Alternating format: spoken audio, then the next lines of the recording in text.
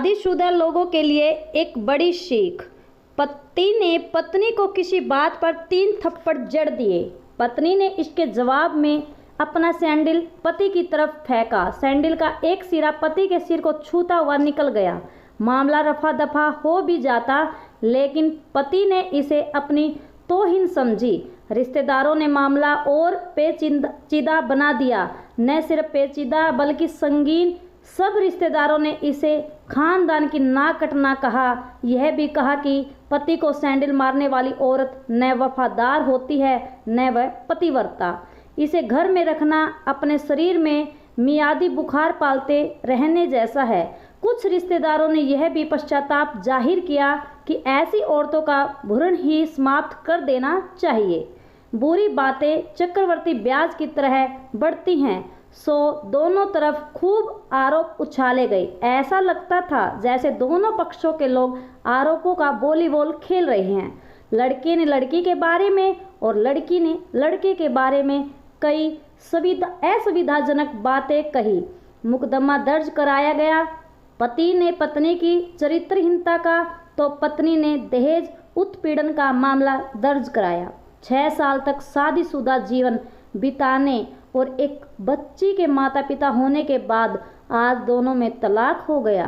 पति पत्नी के हाथ में तलाक के कागजों की प्रति थी। दोनों चुप थे, दोनों शांत, दोनों निर्विकार। मुकदमा 2 साल तक चला था। 2 साल से पत्नी अलग रह रही थी और पति अलग। मुकदमे की सुनवाई पर दोनों को आना होता। दोनों एक दूसरे को देखते ही जल उठते। दोनों गुस्से में तपने लगते। दोनों में बदले की भावना का आवेश होता। दोनों के साथ रिश्तेदार होते जिनकी हमदर्दियों में जरा जरा विस्फोटक पदार्थ भी छुपा होता। लेकिन कुछ महीने पहले जब पति पत्नी कोर्ट में दाखिल होते तो एक दूसरे को देखकर मुंह फेर लेते, जैसे जानबूझकर एक दूसरे की उपेक्षा कर रहे हों। वकील और रिश्तेदार दोनों के साथ होते। दोनों को अच्छा खासा सबक सिखाया जाता कि उन्हें क्या कहना है। दोनों वही कहते।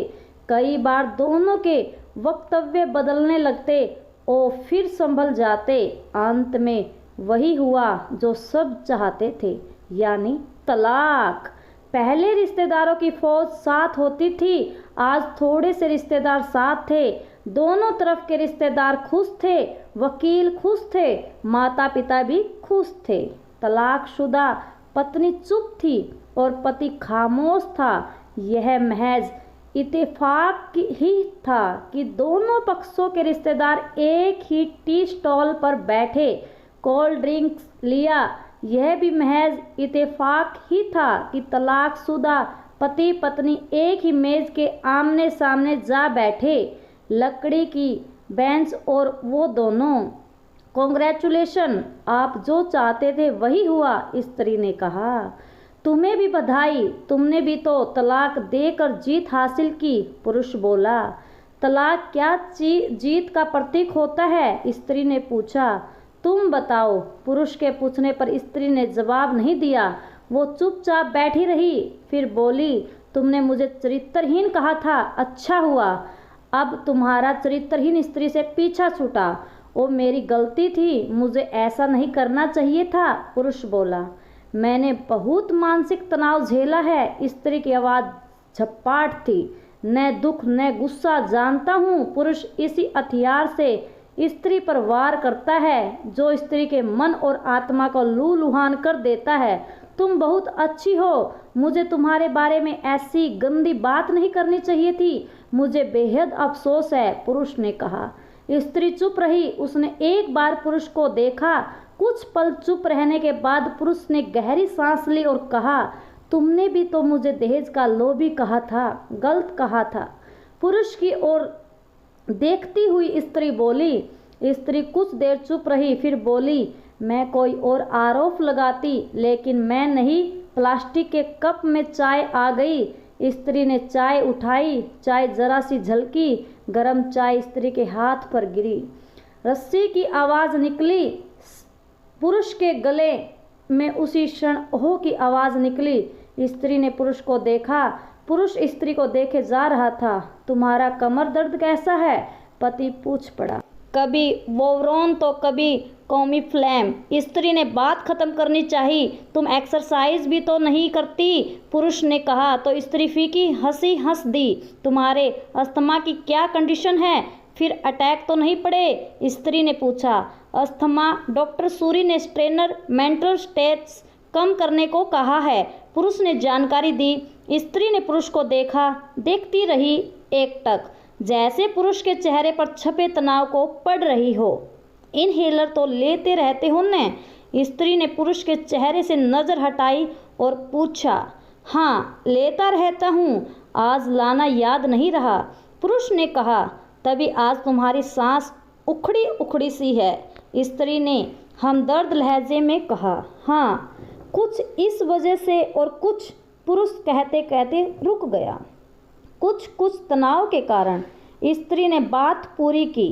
पुरुष कुछ सोचता रहा, फिर बोला, तुम्हारे 4 लाख रुपए देने हैं और 6,000 रुपये 4 लाख रुपए देने हैं। हाँ, 6,000 रुपये महीना भी पूछा। फिर वसुंधरा में फ्लैट है, वसुंधरा में फ्लैट है, उससे तुम्हारे नाम कर देता हूँ, 4 लाख तुम्हारे नाम कर देता नहीं है, 4 लाख ने अपने मन पास नहीं है कही। पुरुष ने अपने मन की बात कही। वसुंधरा वाले फ्लैट की कीमत तो 20 लाख रुपए होगी, मुझे सिर्फ 4 लाख रुपए चाहिए, स्त्री ने स्पष्ट किया। बेटियां बड़ी होगी, 100 खर्च होते हैं, पुरुष ने कहा। वो तो तुम 6,000 रुपये महीना मुझे देते रहोगे, स्त्री बोली। हाँ, जरूर दूंगा, पुरुष ने उत्तर दिया।